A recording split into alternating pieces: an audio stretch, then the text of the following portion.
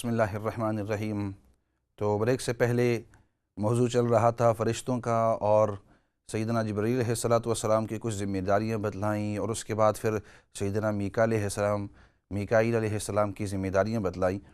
اور حق تو یہ تھا کہ کافی کالز آئی ہوئی ہیں، لیکن چونکہ موضوع چل پڑا تھا، ایسے کرتے ہیں کافی ساتھی جو ہیں وہ کالز پر انتظار کر رہے ہیں، تو ان ساتھیوں کے ساتھ بھی ملاقات کرتے ہیں، دیکھتے ہیں ان کے سوالات کیا ہیں، پھر واپس اگر کوئی موقع ملا تو واپس اپنے موضوع کے اوپر آئیں گے۔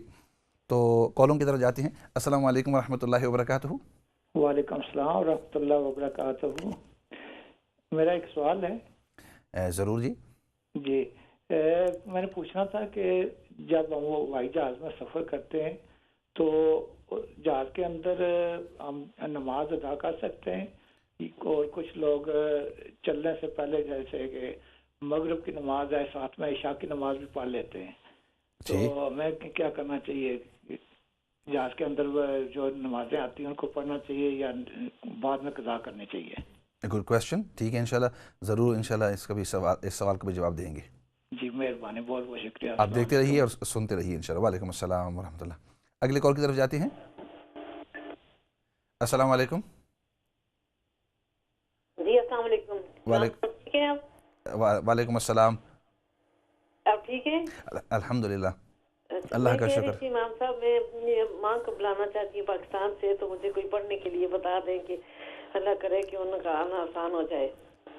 ٹھیک ہے، ٹھیک ہے، چلو ٹھیک ہے، پڑھنے کے لیے بھی ضرور بتلائیں گے، لیکن جو قوانین اور قوائف ہیں ان کو بھی پہلے پورا کرنا ہوگا آپ کو۔ ایسا نہ ہو کہ وہ قانون قوائف نہ پورے نہ ہوں اور پھر اس کے علاوہ جو ہے آپ صرف پڑھنے کے لیے، تو انشاءاللہ آپ وہ دیکھتے رہیں۔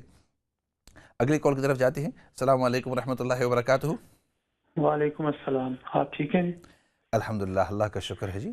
آپ سے ماشاءاللہ آپ کا پروگرام بہت اچھا ہے، بہت سی معلومات ملتی ہیں۔ ایک کوشچن ہے آپ سے۔ جی مختلف کھانے کی چیزوں میں مختلف چیزیں پڑی ہوتی ہیں، انگریڈینٹس، ٹھیک ہے، جس میں E471، اگر آپ کو اس کے بارے میں معلومات ہو تو کچھ بتا دیں۔ یہ جو ان سے کے آئٹمس چلتے ہیں، یہ ہمارے لیے حلال ہے یا حرام ہے؟ جی، یہ خاصاً جو آپ نے E471 کے بارے میں جو پوچھا ہے نا، تو E471 کے اندر دو چیزیں ہوتی ہیں، ایک تو سنتھیٹکس اور ایک اینیمل اسٹرکچر ہوتا ہے۔ تو وہاں اگر لکھا ہو E471، تو میں آپ کو فوراً اس لیے جواب دے رہا ہوں تاکہ یہ پھر بعد میں لوگ بھول بھی جاتے، آگے پیچھے بھی ہو جاتے، تو اس لیے فوراً تو E471 کے اندر اگر وہاں E471 اور اس کے انگریڈینٹس کے اندر لکھا ہوا ہو کہ سنتھیٹکس ہے یا پلانٹس یا ویجیٹیبل ایکسٹریکٹ ہیں، تب تو آپ اس چیز کو کھا سکتے ہیں۔ لیکن E471 لکھا ہوا ہے اور وہاں اینیمل کوئی چیز لکھی ہوئی ہو تو آپ اس چیز کو نہیں کھا سکتے۔ تو یہ آسان طریقہ اس کو سمجھنے کا ہوتا ہے۔ اگلے کال کی طرف ایسے کریں گے، اس کے اوپر تھوڑی سی تفصیل بعد میں بھی عرض ضرور کریں گے انشاءاللہ۔ اگلی کال کی طرف جاتے ہیں۔ السلام علیکم ورحمۃ اللہ وبرکاتہ۔ وعلیکم السلام مولانا صاحب، how are you؟ Alhamdulillah, I'm fine by the grace of Allah. I just wanted to ask you two questions. Ji, go on. The one question is that I forget a lot of things. I can't remember where I'm keeping my things in the house. Okay. And the second question is that, like, I just wanted to know, like, if anybody does any black magic on you, how can you find out, like, what would that be? Like, how would I find out somebody's done something to me? Okay, when you say the first question that you sometimes forget things, is that something that happens randomly, or is it something that happens continuously, or is this something... Continue. And my third question was going to be, is this something that's been happening for a very, very long time? Yes. Or is it something that's happened recently? No, it's been a long time, but like these days, like I'm forgetting completely now. Like I don't know where I put the keys sometime in the house, or like my card or my money anywhere in the house. I have to look for it. It takes me like 2 days to find out. And do you really, then afterward, do you remember where you put it, or do you just randomly find? No, I don't remember. Then I think all the time. Then suddenly, then, you know, when I'm taking all my stuff out and everything, then I remember. Okay, so I will tell you something, but that looks like something that's cognitive. That means in the mind as well. And I would suggest that you speak to a doctor as well at the same time. You take medical assistance. Is that okay, sister? And so that's my first point of advice, that you speak to some medical professional. And then inshallah I will also mention what you could recite from the Deeni side of things, but also like I said the first point of reference should be professional advice. ٹھیک انشاءاللہ.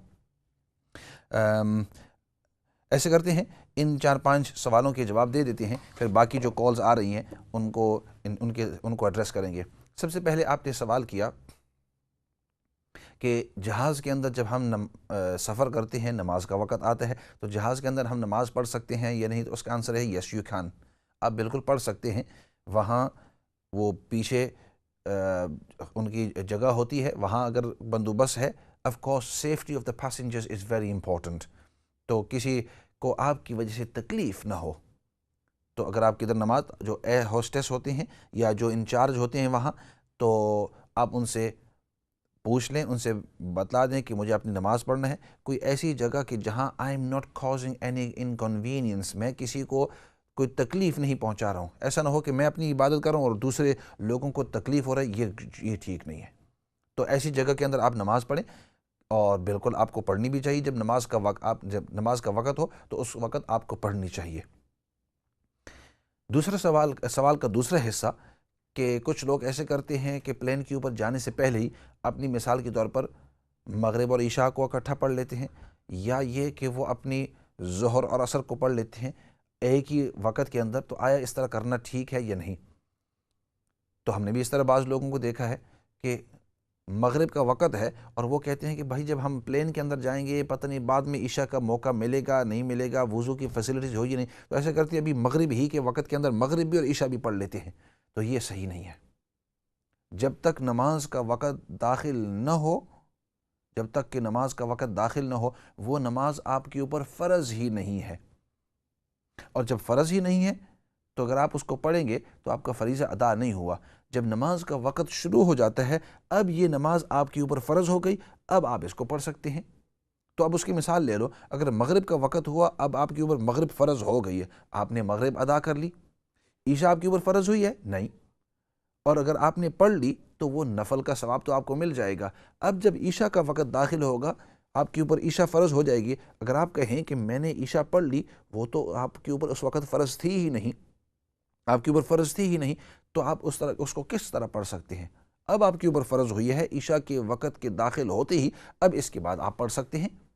تو اس لیے بھائی آسان مسئلہ یہ ہے کہ جب تک کہ نماز کا وقت داخل نہ ہو, وہ نماز آپ کے اوپر فرض نہیں. اور جب فرض نہیں تو آپ اس کو اگر آپ پڑھیں گے تو نفل کا ثواب ہوگا, آپ کا وہ فریضہ ادا نہیں ہوگا. ایسے کرتے ہیں, ایک اور کال لے لیتے ہیں, پھر واپس آتے ہیں ان جوابوں کی طرف. السلام علیکم ورحمۃ اللہ وبرکاتہ. وعلیکم السلام. میں نے آپ سے ایک سوال پوچھنی. میری والدہ کو گھٹنوں کا آپریشن ہوا ہے اور وہ ان کا دل کرتا ہوتا ہے بعض اوقات وہ کھڑے ہو کے بھی نماز پڑھیں اور بیٹھ کے بھی, لیکن ان کو کسی عالم نے بتایا ہے کہ اگر آپ سجدہ نہیں کر سکتے تو آپ کے لیے قیام کرنا ختم ہو جاتا ہے. تو وہ پوچھنا چاہتی ہیں کہ آیا کیا وہ کھڑے ہو کر یا بیٹھ کے بھی نماز پڑھ سکتی ہیں؟ وہ سجدہ نہیں کر سکتی لیکن ان کا دل قیام وہ کھڑے ہو کر کرنا چاہتی ہیں. کس چیز کا آپریشن ہوا ہے؟ ان کے گھٹنوں کا. گھٹنوں کا, اچھا نیز کا. اور وہ سجدہ نہیں کر سکتے؟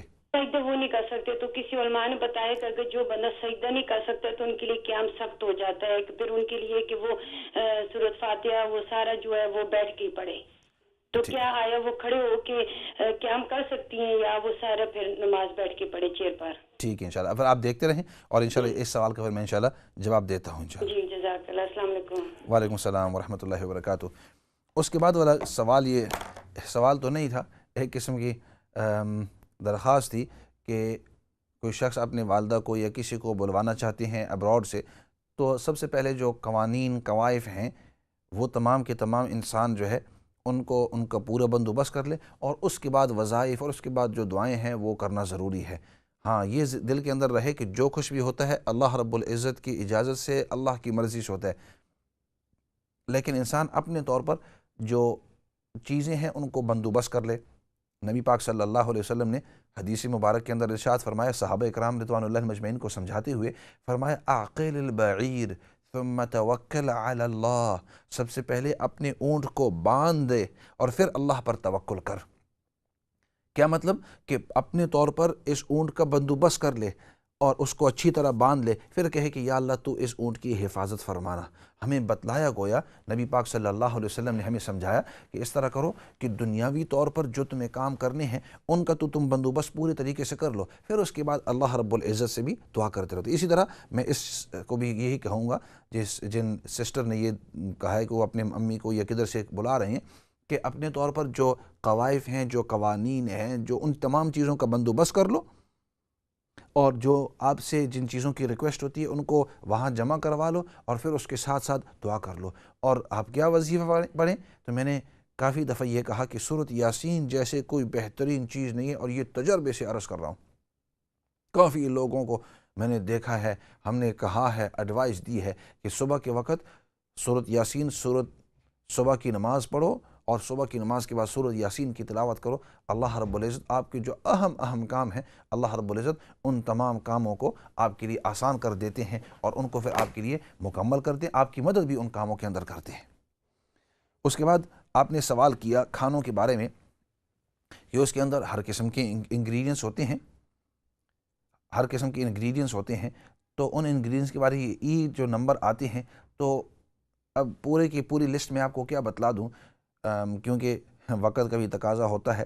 آج کل آپ کو ای نمبرز کے اوپر ایک پوری کتاب نکلتی ہے، حلال ان حرام بکلٹ چھوٹی ہوتی ہے، اس کے اندر پورا لکھا ہوا ہوتا ہے.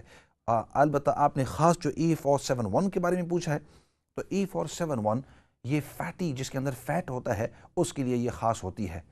اب یہ فیٹ دو قسم کا ہو سکتا ہے، ایک تو سنتھیٹک، یہ جو کیمیکلز وغیرہ سے ہوتا ہے، اور ایک جو پلانٹ اور ویجیٹیبل سے ہوتا ہے.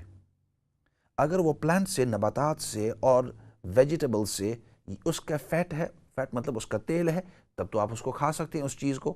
مثال کے طور پر، مثال آپ دیتا ہوں، ایک چاکلیٹ ہے، یا اگر ایک کیک آپ نے لیا ہے اور اس کیک کے اندر لکھا ہے E471، تو فوراً آپ کو پتہ چل گیا کہ اس کے اندر فیٹ ہے، اس کے اندر چربی اور تیل ہے. اب آیا یہ سنتھیٹک ہے، کیمیکلز وغیرہ پلاسٹک وغیرہ کا ہے، یہ آیا یہ نباتات کا ہے دو، یہ آیا یہ اینیملز کا ہے. تو اگر آپ انگریڈینٹس کے اندر باقی انگریڈینٹس کو پڑھیں گے نا، تو وہاں کسی نہ کسی جگہ کے اندر بتلا دیں گے کہ اس کے اندر اینیملز انوالو ہیں، یا ویجیٹیبلز انوالو ہیں، یا سنتھیٹک. جو ہی آپ کو بتلا دیے کہ یہ ویجیٹیبلز ہیں، تو آپ کو پتہ چل گیا یہ E471 یہ ویجیٹیبل والا ہے. اگر وہاں بتلا دیے کہ یہ اینیملز ہیں، آپ کو پتہ چل گیا اینیملز ہیں، اور اینیمل سے ہمیں احتراز کرنا ہے، ہمیں دور رہنا ہے. ایسا کرتے ہیں، ایک آدھ کال اور لے لیتے ہیں اور پھر واپس آتے ہیں ان جوابوں کی طرف. السلام علیکم ورحمۃ اللہ وبرکاتہ. جی وعلیکم السلام. جی مولوی صاحب، میں نے 2 کویسچن پوچھنے تھے. پوچھو. جی میری ایک دوست ہے، تو اس نے وہ مجھ سے بات کر رہی تھی، تو وہ کہہ رہی تھی کہ ہم جو بھی کچھ مانگتے ہیں ڈائریکٹ اللہ سے مانگنا چاہیے، ہمیں اپنے نبی صلی اللہ علیہ وآلہ وسلم کا وسیلہ نہیں دینا چاہیے، ایسے وسیلہ دے کے نہیں مانگنا چاہیے. تو پلیز اس بات کو ذرا واضح طور پہ مجھے بتا دیں. اور دوسرا پوچھنا تھا، اگر ہم کوئی بھی نماز کی نیت کرتے ہیں تو وہ بول رہی تھی کہ نیت کرنا ضروری نہیں ہے.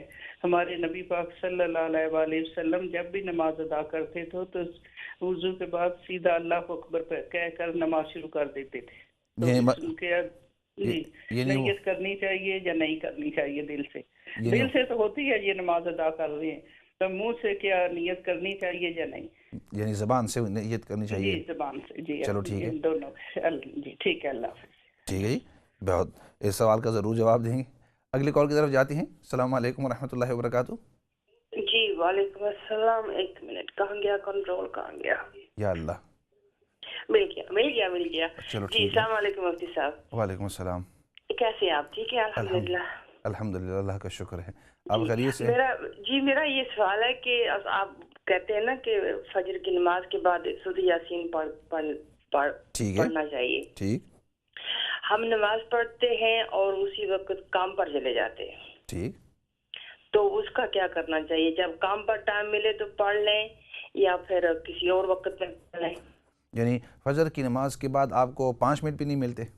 جی نہیں ملتے، کیونکہ 6 o'clock اسٹارٹ ہونا، کام کرنا شروع کرنا ہے، تو جیسے نماز ہوا، نماز پڑھی تو چلے گی. چلو بہت اچھا، اس سوال کا بھی ضرور انشاءاللہ جواب دیں گے. جی. تو دوسرا یہ ہے کہ وہ جو بادلوں کی آپ بات کر رہے تھے، ماشاءاللہ بہت اچھے انٹرسٹنگ ٹاپک تھا. ایک حدیث میں نے سنی ہے کہیں پر کہ اس سبھی ٹائم اور 70 ٹائم دو صورتیں اور ہیں، یہ پڑھ کر دم کریں، اور کوئی بھی درد کوئی بھی بیماری ہے اس کے لیے وہ شفا ہے۔ جی ٹھیک ہے، یہ مطلب نہیں، وہ تو بادلوں کے ساتھ اس کا تو کوئی تعلق نہیں ہے، وہ نہیں ویسے یہ بادلوں کا پانی مطلب برسات کا پانی۔ اچھا وہ ہو سکتا ہے۔ اصل میں سورۃ فاتحہ کو سورۃ شفا کہا جاتا ہے، اور اس کو ویسے بھی انسان 7 مرتبہ پڑھے تو اللہ رب العزت اس کے اندر شفا رکھتی ہے۔ ٹھیک ہے انشاءاللہ۔ اب ایسے کریں گے، ایک اور کال لے لیتے ہیں کیوں وقت بھی مختصر ہے، کوشش کریں گے چلو 2 کالیں لے لیتے ہیں، اور یہ کافی سوالات ہیں، ان سوالات کے جلدی اب جواب دینا ہوگا، تفصیل سے تو نہیں دے سکیں گے، وقت مختصر ہے۔ السلام علیکم ورحمۃ اللہ وبرکاتہ۔ جی وعلیکم السلام ورحمۃ اللہ وبرکاتہ۔ قاری صاحب پہلے تو یہ کہ آپ کا پروگرام ماشاءاللہ بہت اچھا جا رہا ہے، اور جب سے آپ نے شروع کیا بڑی خوشی سے بڑی کیا کہتے ہیں شوق سے دیکھتے ہیں۔ بڑی مہربانی آپ کی، بس دعا کرتے رہیں۔ جی قاری صاحب میں نے آپ سے صرف یہ کہنا تھا، سننے میں آتا ہے کہ لوگ جہاں پہ صفائی کرتے ہیں یا پھر کھانا پکاتے ہیں وہ نا ادھر سے بتائے بغیر چیزیں اٹھا کے لے آتے ہیں۔ ٹھیک، تو پلیز اس کا ذرا بتائیں کہ یہ غلط کر رہے ہیں یا ٹھیک کر رہے ہیں؟ ٹھیک ہے یہ بتائے بغیر اگر چیزیں اٹھا لائیں، چلو ٹھیک، سالٹ بھی ہو گیا اور کھانے کی چیزیں ہو گئی، کوئی اس طرح نہ بتائے بغیر لے آئے۔ ٹھیک ہے، بہت اچھا سوال کیا، اور ان کے حالات حاضرہ کے اندر اس کی ضرورت بھی ہوتی ہے اس قسم کے سوال کی، تاکہ لوگوں کو صحیح معلومات پتہ چل جائیں۔ اگلے آخری کال کی طرف جاتے ہیں۔ السلام علیکم ورحمۃ اللہ وبرکاتہ۔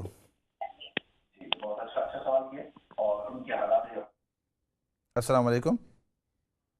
ایسے کرتے ہیں، ان سوالات کے جواب دیتے ہیں۔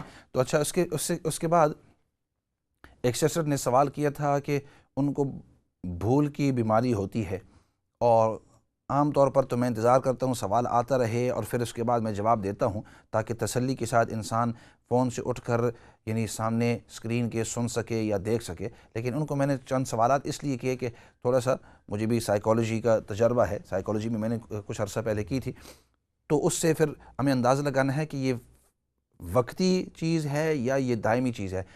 اگر کنسسٹنس آپ کو اس طرح بھولنے کی چیز، تو یہ مختلف قسم کی بیماریاں ہوتی ہیں، اور it's important that you go to a doctor یا کسی جو پروفیشنل ہیں میڈیکل پروفیشنل، ان کے پاس جا کر ڈائگنوز اپنے کراویں اگر اس طرح زیادہ بھولنے کی چیز ہو۔ اور ویسے بھی دینی انداز یہ ہے کہ آپ ہر نماز کے بعد، ہر فرض نماز کے بعد انسان اپنا جو داہنا ہاتھ ہے رائٹ ہینڈ، اپنے داہنے ہاتھ کو اپنے ماتھے کے اوپر، پیشانی کے اوپر رکھ کر 11 مرتبہ یا قویو یا قویو یا قویو یا قویو 11 مرتبہ کر کے، پھر اس طرح دم کر کے اپنے ماتھے کے اوپر اور اپنے سر کے اوپر اس طرح دم کر دے، تو انشاءاللہ اللہ رب العزت کا یہ جو نام ہے اس کا ضرور اثر پڑتا ہے۔ تو 11 مرتبہ 11 ٹائمز آپ اس کو اپنے اوپر دم کر لیں۔ اور باقی آپ نے یہ پوچھا کہ اگر کسی کو یہ محسوس ہو کہ میرے اوپر جادو ہوا ہے، if you feel that you have black magic on you, you have magic done upon you، اور اس کی وجہ آپ کو محسوس ہوتا ہے، تو it's important کہ آپ کسی عامل کے پاس، 2 چیزیں الگ ہوتی ہیں، ایک عالم اور ایک عامل۔ عامل اس کو کہتے ہیں کہ جس کے پاس جنات کا یا جادو کا یا نظر کا ان چیزوں کا تجربہ ہوتا ہے، اور تجربے کار کے شخص کے پاس جاؤ۔ آج کل فراڈی بھی بہت سارے لوگ ہوتے ہیں، ان کے پاس علم بھی نہیں ہوتا، عمل بھی نہیں ہوتا، تجربہ بھی نہیں ہوتا، لوگوں سے خواہ مخواہ وہ پیسہ لینے کی کوشش کرتے ہیں۔ آپ ایسے کریں، کسی دیندار عالم کے پاس جا کر ان سے مشورہ کریں کہ آپ مجھے کوئی عامل بتاؤ اس علاقے کے اندر، تاکہ میں اس کے پاس جا کر اپنے آپ کو چیک کروا لوں۔ جیسے آپ ڈاکٹر کے پاس جاتے ہیں اپنی فزیکل نیڈز کے لیے، اپنے بیماریوں کے لیے، اپنی پریشانیوں کے لیے، تو اسی طرح کسی تجربہ کار عامل کے پاس جا کر ان کو بتلاؤ، اور ان کو پھر اس کے ذریعے پتہ چل جاتا ہے۔ اور نیکسٹ اسٹیپ از ان کو پوچھو کہ اب مجھے اس کے علاج کا طریقہ کیا ہے، کیونکہ اس کے علاج کا بھی ایک مستقل شریعت کے اندر، اسلام کے اندر ایک مستقل طریقہ ہے۔ باقی آپ نے یہ کہا کہ آپ کے یہاں کسی کو آپریشن ہوا ہے ان کے گھٹنوں کا، اور اس کی وجہ سے وہ اب سجدہ ان کے لیے مشکل ہے، تو آپ قیام اگر کر سکتے ہیں تو قیام کر لیں، قیام کے ساتھ آپ نماز پڑھ لیں، اور رکوع کر سکتے ہیں رکوع کر لیں۔ کم از کم یہ فرائض تو آپ چھوڑیں نہیں، آپ قیام بھی کر لیں اور پھر رکوع بھی کر لیں، اور پھر جب سجدے کا وقت آوے تو آپ ایسے کر سکتے ہیں کہ آپ چیئر کے اوپر بیٹھ کر اور پھر تھوڑا سا جھک جائیں، تو یہ آپ کا رکوع ہو جاتا ہے۔ تو یہ اس کا طریقہ ہے۔ اور پھر باقی آپ نے یہ سوال کیا کہ ہمیں مانگنا چاہیے اللہ رب العزت سے، اللہ رب العزت ہی سے ہر وقت مانگنا چاہیے۔ ہاں البتہ شریعت نے یہ اجازت دی ہے کہ کسی کی سفارش اور وسیلہ اور نبی پاک صلی اللہ علیہ وسلم کی بلند مرتبے کا آپ صلی اللہ علیہ وسلم کا وسیلہ سامنے رکھ سکتی ہیں۔ اللہ رب العزت کو تو ہر چیز کا پتہ ہے، لیکن احتراماً اگر آپ وسیلے کو سامنے رکھیں تو اس کی بھی اجازت ہے۔ تو آپ ڈائریکٹ ہی مانگ رہے ہیں، اللہ ہی سے مانگ رہے ہیں، آپ اللہ ہی سے مانگ رہے ہیں، لیکن صرف یہ کہہ رہے ہیں یا اللہ تو مجھے پتہ ہے میری سنت ہے، نبی پاک صلی اللہ علیہ وسلم تیرے سب سے محبوب بندے تھے، ان کا لاج رکھتے ہوئے یا اللہ تو مجھے یہ چیز دے دے یا فلاں چیز سے میری تو حفاظت کر لے۔ تو مانگنا پھر بھی اللہ ہی سے ہوا ہے، صرف نبی پاک صلی اللہ علیہ وسلم کا آپ نے وسیلہ رکھا ہے، اور اس قسم کا وسیلہ اس کی شریعت میں اجازت ہے۔ اور صحابہ اکرام رضوان اللہ مجمعین سے ثابت بھی ہے کہ وہ جب ایک مرتبہ، کیونکہ اب حدیث سے آپ کو اس کی بیک اپ، اس کی ایویڈنس دے رہا ہوں، کہ صحابہ اکرام جب نکلے تھے بارش مانگنے کے لیے تو انہیں نبی پاک صلی اللہ علیہ وسلم کا وسیلہ سامنے رکھا ہوا تھا۔ تو اس طرح وسیلے کی اجازت ہے۔ باقی ایک سائل نے یہ پوچھا کہ ہم فجر کے فوراً بعد سورۃ یاسین نہیں پڑھ سکتے، تو پھر جب بھی آپ کو موقع ملے whenever you get the opportunity try and make sure it's at the beginning of the day، کوشش کریں کہ دن کی ابتدائی حصے کے اندر، کیونکہ حدیث پاک کے اندر نبی پاک صلی اللہ علیہ وسلم کے ارشاد ہے کہ من قرأ یاسین فی صدر النہار، جو شخص سورۃ یاسین کو دن کے ابتدائی حصے کے اندر پڑھتا ہے، تو فوراً فجر کے بعد اگر نہ بھی پڑھ سکیں تو جتنا ارلی ہو سکے اس کے بعد اتنا ارلی آپ پڑھ لیں۔ آپ نے کہا آپ کام پر جاتے ہیں تو جاتے جاتے بھی، چلتے چلتے بھی آپ پڑھ سکتے ہیں، آپ کام پر ہو تو وہاں چلتے چلتے بھی آپ پڑھ سکتے ہیں، as soon as possible آپ اس کے بعد آپ پڑھ لیں۔ اور باقی آخری سوال، and I think this is very important، کہ کچھ لوگ جو ہیں وہ کھانے پینے کی جگہوں کے اندر کام کرتے ہیں، ریسٹورنٹ ہو، ٹیک اوے ہو، یا کیفیٹیریا ہو، یا کسی کی دکان پر ہو، تو وہاں کسی کے لیے کام کر رہے ہیں اور اس کی اجازت کے بغیر آپ کھا رہے ہیں، اس کے کھانے کی اجازت نہیں ہے جب تک کہ مالک نے یا مینیجر نے یا وہاں کی ذمہ دار نے آپ کو کھانے پینے کی اجازت نہیں دی ہے، وہاں کھانا پینا نہیں کھا سکتے۔ اسی طرح بعض لوگ کسی جگہ کے اندر کلیننگ سٹاف ہوتے ہیں، وہاں صفائی کرنے کے لیے جاتے ہیں، اب کیا کرتے ہیں، ان کی جو کلیننگ ڈیٹرجنٹس ہوتے ہیں، ان کی کلیننگ اکوپمنٹ ہوتا ہے، ان کی گلوز وغیرہ ہوتے ہیں، ان کے جو پیپر وغیرہ رول ہو جائے، چلو یہ تھوڑا سا پیپر اس کو میں اپنے ساتھ لے جاتا ہوں، نہیں، اس کی اجازت نہیں ہے، کیونکہ ادھر آپ کو استعمال کرنے کی اجازت ہے، ادھر تو آپ استعمال کر سکتے ہیں، چاہے آپ ادھر بلیچ کی پوری بوتل بھی ڈال دو، آدھی بوتل بھی ڈال دو، جیسے بھی اس کے استعمال کے لیے آپ کو اجازت ہے، لیکن گھر لے جانے کی آپ کو اجازت نہیں ہے۔ اگر مالک نے یا جو ذمہ دار ہیں، جو ایگزیکٹو ہیں، جو مینیجر ہیں، ہیڈ ٹیچر ہیں، جو کچھ بھی ہیں، انہوں نے آپ کو اجازت نہیں دی ہے، اگر آپ لے گئے تو یہ چوری کے اندر ہوتا ہے، یہ چوری کے اندر شمار ہوتا ہے، اسلام میں اس کی اجازت نہیں ہے۔ اسی طرح اگر آپ کہیں کام کر رہے ہیں اور ادھر مالکوں نے یا جو ذمہ دار ہے اس جگہ کا، اس آرگنائزیشن کا، اس نے آپ کو کھانے پینے کی اجازت نہیں دی ہے، تو آپ اگر کھائیں گے تو ایک قسم کی چوری ہوگی۔ ہاں اگر آپ کھائیں گے تو پھر اپنی طرف سے ادھر پیسے جتنے دوسروں نے پیسے ڈالے ہیں اتنے اس کے اندر پیسے ڈال دو، اور یہ امانت ہوتی ہے، آپ وہاں امین ہیں، ذمہ دار ہیں۔ مسلمان جو ہے وہ اور چیزیں کر سکتا ہے لیکن جھوٹ نہیں بول سکتا، امانت کے اندر خیانت نہیں کر سکتا، ورنہ کل قیامت کے دن یہ لوگ آپ کو پکڑیں گے اور یہ ان کے اوپر آپ ظلم کر رہے ہیں۔ اسی کے اوپر اپنے جو پروگرام ہے اس کو ختم کرتے ہیں اور معمول کے موافق ایسے کرتے ہیں کہ انشاءاللہ دعا کر لیتے ہیں۔ الحمدللہ رب العالمین والصلاة والسلام علی سید الانبیاء والمرسلین محمد وعلی آلہ وصحبہ اجمعین۔ ربنا ظلمنا انفسنا وإن لم تغفر لنا وترحمنا لنكونن من الخاسرین۔ اللهم ربنا اغفر لنا ولإخواننا الذين سبقونا بالإيمان ولا تجعل في قلوبنا غلا للذين آمنوا ربنا إنك رؤوف رحيم۔ یا رب العالمین تو ہم سب کو دین کی صحیح سمجھ نصیب فرما، یا اللہ تو ہم سب کو دین پر استقامت نصیب فرما، ہم سے جتنے بھی گناہ، خطا، لغزشیں، غلطیاں ہو چکی ہیں، نافرمانیاں ہو چکی ہیں، یا اللہ ان تمام کو تو معاف فرما، اور آئندہ شیطان کے حملوں سے، اس کے مکر و فریب سے تو ہم سب کی حفاظت فرما۔